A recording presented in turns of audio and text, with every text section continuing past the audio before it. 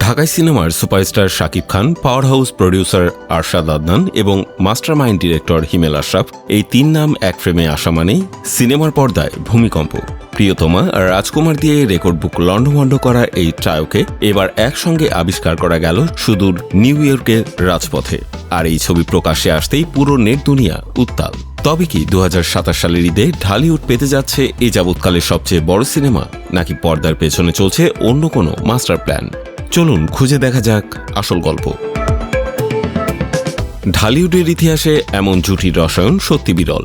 Corona পরবর্তী সময়ে ঝিমিয়ে পড়া চলচ্চিত্র শিল্পে যখন অক্সিজেনের তীব্র প্রয়োজন ছিল, ঠিক তখনই 2023 সালে মুক্তি পায় প্রিয়তমা। একের পর এক হাউসফুল শো আর রেকর্ড বাণিজ্যিক সাফল্য দিয়ে সিনেমাটি বাংলা চলচ্চিত্রের নতুন ভিত্তিপ্রস্তর স্থাপন করে। এর পরপরই রাজকুমার সিনেমাটি প্রমাণ করে দেয় এই ত্রয়ীর উপর দর্শকদের আস্থা ঠিক কতটা গাঢ়। এরপর থেকেই সিনেপাড়ার বাতাসে ভাসছিল নতুন গুঞ্জন। ভক্তদের একটাই দাবি ছিল, আবারও একসঙ্গে দেখতে চাই এই পাওয়ার প্যাক টিমকে।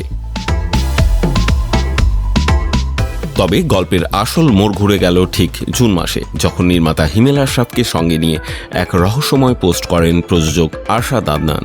সেখানে তিনি খুব স্পষ্ট করেই নতুন স্বপ্নের কথা জানান। আদনান বলেন, বিশ্বজুড়ে ছড়িয়ে থাকা বাংলা ভাষাভাষী দর্শকদের জন্য তারা এমন কিছু করার প্রস্তুতি নিচ্ছেন যা এক কথায় অবিশ্বাস্য হতে চলেছে। ইঙ্গিত ছিল এবারের সিনেমাটি কেবল বাণিজ্যিক চাকচিক্যে বন্দী থাকবে না, বরং এতে থাকবে খাঁটি দেশীয় মাটির গন্ধ, পারিবারিক সম্পর্কের তীব্র টানাপোড়েন আর হৃদয়ের দাগ কেটে যাওয়া এক নিখাদ প্রেমের আখ্যান। প্রযোজক পরিচালকের এই বার্তা পাওয়ার পর থেকেই ভক্তদের ঘুম হারাম। কে হচ্ছেন সেই স্বপ্নের প্রজেক্টের নায়ক? অবশেষে সব ধোঁয়াশা যেন এক নিমিষেই কেটে গেল নিউ ইয়র্কের সাম্প্রতিক স্থিরচিত্রে।